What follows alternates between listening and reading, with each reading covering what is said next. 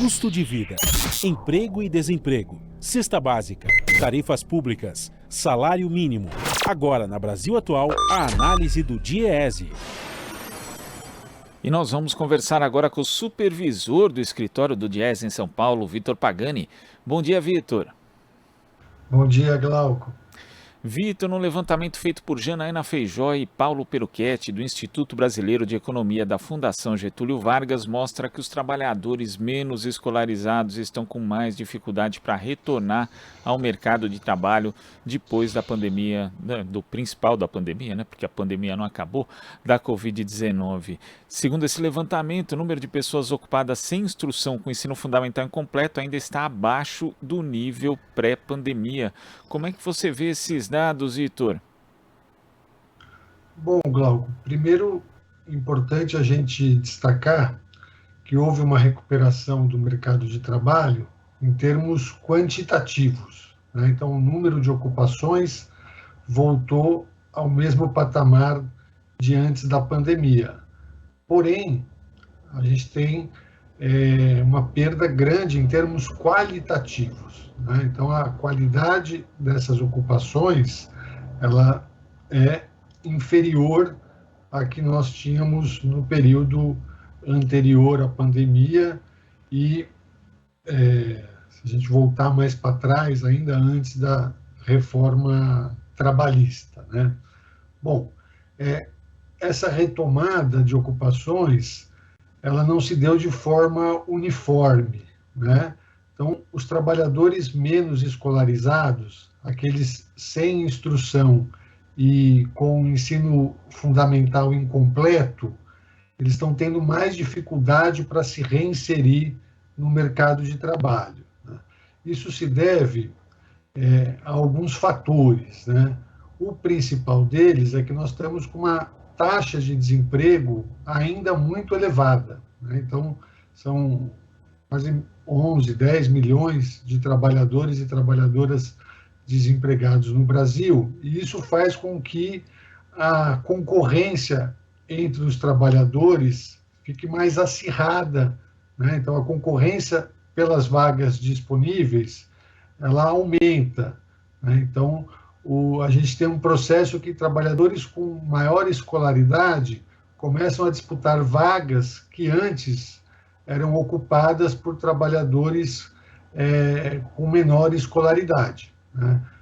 O exemplo clássico é que a gente observa aí muitos trabalhadores fazendo faculdade ou até com já o ensino superior completo, trabalhando de motorista, trabalhando de entregador, trabalhando em algumas ocupações que até, né, anteriormente não exigia essa escolaridade, que não exige, na verdade, esse grau de escolaridade, né?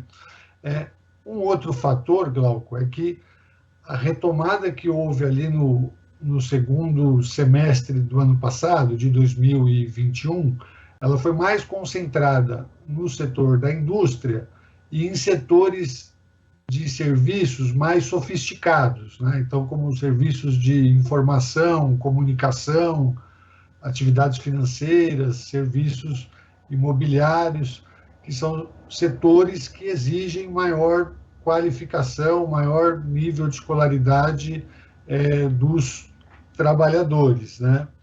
E ela não se deu tanto, né, nos setores de alimentação, de serviços domésticos, né, onde os trabalhadores menos qualificados têm maior inserção, né? E um terceiro fator que a gente pode destacar é que, na pandemia, houve uma aceleração, né, do processo de digitalização do trabalho, né? Então, foram introduzidas novas tecnologias e aí os trabalhadores com menos acesso a essas tecnologias têm encontrado maior dificuldade de arrumar um novo emprego, uma nova ocupação.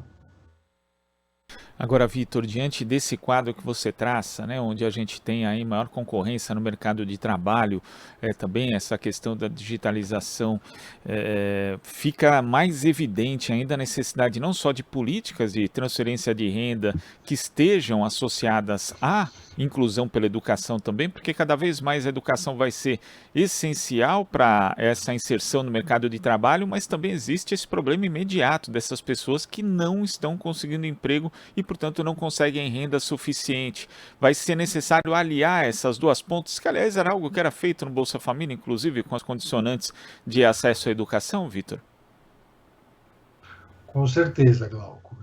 Precisa, primeiro, retomar o crescimento da economia de forma sustentável, né, para que haja geração de empregos, né.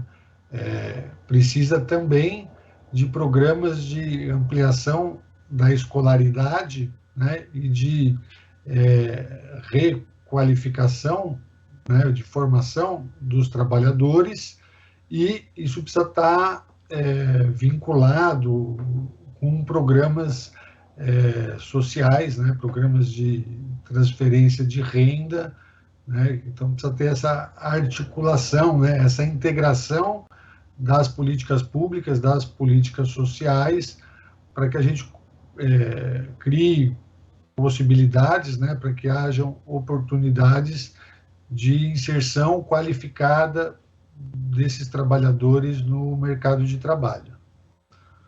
Quer dizer, é uma condição essencial realmente essa retomada do crescimento econômico e também uma distribuição menos desigual, porque agora a gente vê aqui, por conta dessa reestruturação do mercado de trabalho que está havendo, uma distância ainda maior dos mais escolarizados para os menos escolarizados, Vitor.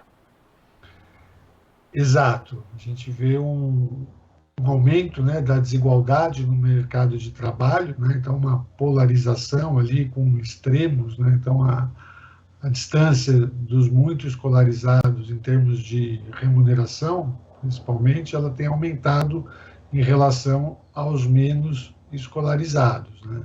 Então é preciso, inclusive, políticas que propiciem transições, né, com requalificação, reinserção dos trabalhadores que são impactados pela introdução dessas novas tecnologias, né? Esse processo de digitalização do trabalho que vem se acelerando e na pandemia ganhou ainda maior velocidade, né? Então, é preciso política pública que propicie, né, através de amplo diálogo social entre governos, empresários, representantes dos trabalhadores, que construam essas transições, né, essa reinserção dos trabalhadores, segurança de renda, garantia, quando for o caso, de acesso à aposentadoria.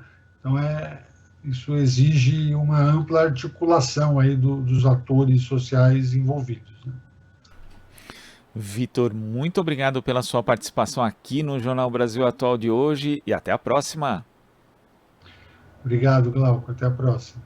Conversamos aqui com o supervisor do escritório do Diese em São Paulo, Vitor Pagani. Você está ouvindo Jornal Brasil Atual.